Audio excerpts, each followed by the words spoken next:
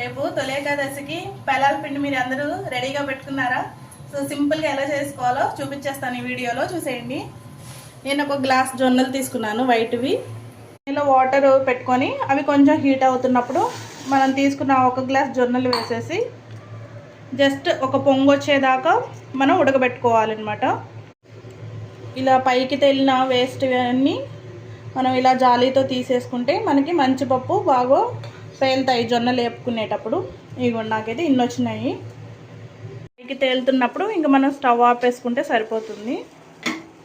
వీటిల్ని మనం ఈ జాలీలోకి వడకట్టేసుకొని ఆరబెట్టేసుకుందాము. ఆ తడంతా ఆరిపోయేదాకా, అంటే ఒక 1 అవర్ టైం పడుతుంది కదా, 1 అవర్ ఆరితే మనకి పేలాలు బాగా వచ్చేస్తాయి అన్నమాట. ఇది వేసుకొని ఆరబెట్టేసుకుంటే సరిపోతుందండి. నేనైతే ఫ్యాన్ కిందే పెట్టేశాను. ఇది ఆరిపోయి ఇవి ఎలా పేలాలు చేసుకోవాలో చూపిస్తాను. ప్యాన్ పెట్టుకోవాలి. ప్యాన్ పెట్టుకొని అది బాగా హీట్ అయినాక మనం ఫ్లేమ్ హైలో పెట్టుకొని ఇలా ఒక స్పూను లేదా కొంచెం గుప్పెడ కంటే తక్కువ వేసేసి హై ఫ్లేమ్లో ఒక 2 టైమ్స్ ఇలా కలిపేసుకోవాలి. అలా తిప్పేసి మూత పెట్టేసుకొని కొంచెం గ్యాప్ ఉండేటట్టు మూత పెట్టి చక్కగా మల్లె పువ్వులాగా వేగుతాయి అన్నమాట, తెల్లగా. చూడండి ఎంత బాగా వేగినాయో. ఇప్పుడు ఈ పేలాలన్నిటితో పేలాల పిండి రెడీ చేసుకుందాం. పేలాలు రెడీ చేశానండి. పేలాలు, బెల్లం, 2 యాలకులు వేసుకుంటే సరిపోతుంది. ఇంకా కొంచెం మిగిలి ఉన్నాయి కదా, వాటితో పిల్లలకి పాప్కార్న్ ఎలా చేయాలో చూపిస్తాను.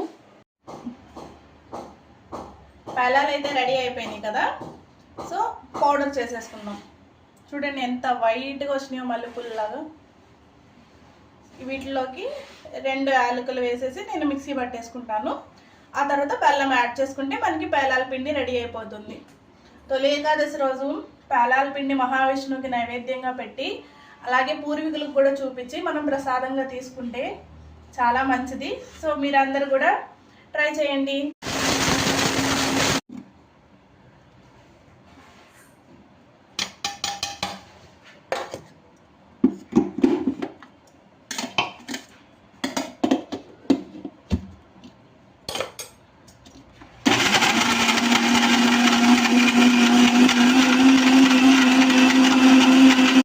పేలాల పిండి అయితే రెడీ అయిపోయిందండి. ఇంకా రేపు పొద్దున నైవేద్యం కోసం కాబట్టి నేను చేసిన మొత్తం డబ్బాలోకి వేసేస్తున్నాను.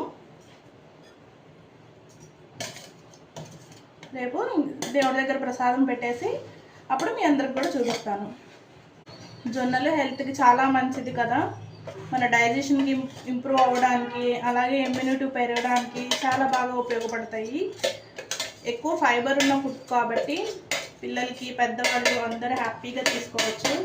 సో మన మొదటి పండుగకి మీరందరూ ప్రసాదంలాగా చేసుకుని స్వామివారి ప్రసాదాన్ని స్వీకరించండి. మీరందరూ కూడా ట్రై చేయండి తప్పకుండా.